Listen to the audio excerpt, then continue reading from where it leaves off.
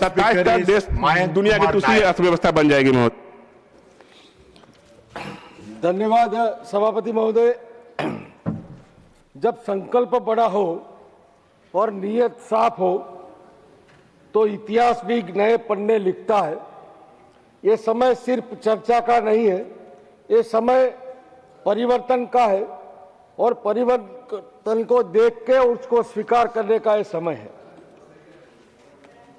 माननीय प्रधानमंत्री आदरणीय नरेंद्र भाई मोदी जी के नेतृत्व में पिछले 12 साल में 9 बजट पेश करके हमारी वित्त मंत्री आदरणीय निर्मला सीतारमण जी ने देश में विकसित भारत का जो स्वप्न 2047 में प्रधानमंत्री ने नेम किया है उसको पूरा करने के लिए ये बजट पेश किया गया है।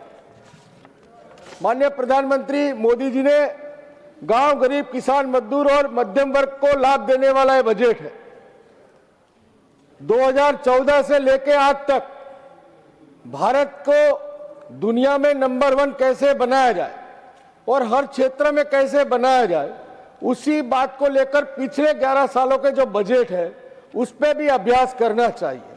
2014 से जब ये यात्रा शुरू हुई विकसित भारत बनाने की, भारत को गांव के अंदर बिजली पहुंचाने का काम, भारत के गांव के अंदर पीने का पानी पहुंचाने का बात हो, भारत के गांव के अंदर आरोग्य की सुविधाएं देनी हो, पक्की सड़क देनी हो या स्कूल के मकान करने हो, सभी क्षेत्र में माननीय प्रधानमंत्री ने देश के सभी राज्यों के साथ मिलकर हुए इतनी योजनाएं बनाई कि जिस योजना के माध्यम से देश के हर नागरिक को लगे अंत्योदय का भाव जो है वो योजनाओं देश के हर व्यक्ति को प्रभावित करे, उस तरह से बजट बनाया गया है। मोदी है तो मुमकिन है। 14 करोड़ से ज्यादा शौचालय बनाए, 12 करोड़ से ज्यादा गैस कनेक्शन उज्ज्वला योजना के माध्यम से दिए। किसान सम्मान निधि से किसान को हर साल 6,000 रुपया उसके अकाउंट में डायरेक्ट ट्रांसफर होते हैं और किसानों के लिए एमएसपी के द्वारा उनकी उपज की खरीदी माननीय प्रधानमंत्री मोदी जी की सरकार कर रही है। गांव में रोजगारी के लिए अनेक विध योजनाओं के माध्यम से माननीय प्रधानमंत्री ने विश्वकर्मा योजना हो या जी राम जी योजना के माध्यम से गांव के लोगों को इंफ्रास्ट्रक्चर और रोजगारी दोनों मिले, उस क्षेत्र में ये बजट जाने वाला है। 80 करोड़ लोगों को मुफ्त अनाज वितरण की व्यवस्था हो और रेल नेटवर्क में पूरे देश में 0% इलेक्ट्रिसिटी 100% इलेक्ट्रिक के साथ ये देश में रेल का पूरा नया इंफ्रास्ट्रक्चर डेवलप हुआ है और नई नई रेल पटरियां डाली जा रही है और नई नई वंदे भारत ट्रेनों के माध्यम से देश को विकसित भारत के जो लक्ष्य है उसे पूरा करने में माननीय प्रधानमंत्री काम कर रहे हैं। माननीय सभापति महोदय, सामान्य वर्ग में जब इनकम टैक्स का बजट आता है सबकी निगाहें जो मध्यम वर्ग का नौकरी पेशा लोग हैं वो इनकम टैक्स में कितनी रियायत मिली उस पर ध्यान रख के बैठता था।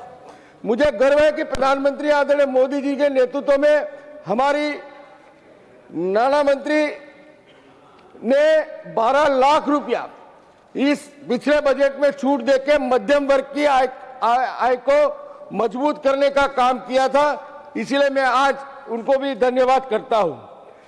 फॉरेन मिनिस्ट्री के माध्यम से भी भारत के अन्य देशों के साथ में जो रिलेशन थे वो 2014 के पहले कैसे थे और आज के समय में भारत का रिलेशन दुनिया में कैसा है, लोग पूछते हैं। मोदी जी देश की जनता को पूछते हैं और दुनिया वाले मोदी जी को पूछते हैं। ऐसा वातावरण इंटरनेशनल रिलेशन के माध्यम से माननीय मोदी जी ने प्रस्तावित किया है।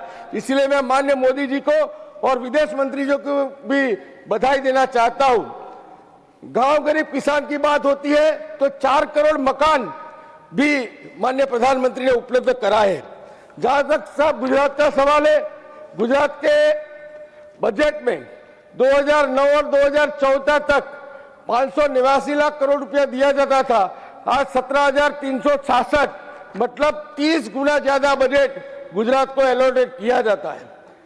रेलवे स्टेशन के इंफ्रास्ट्रक्चर में 6,000 करोड़ रुपया नए नए रेलवे स्टेशन के डेवलपमेंट के लिए माननीय रेल मंत्री ने आवंटन किए गए।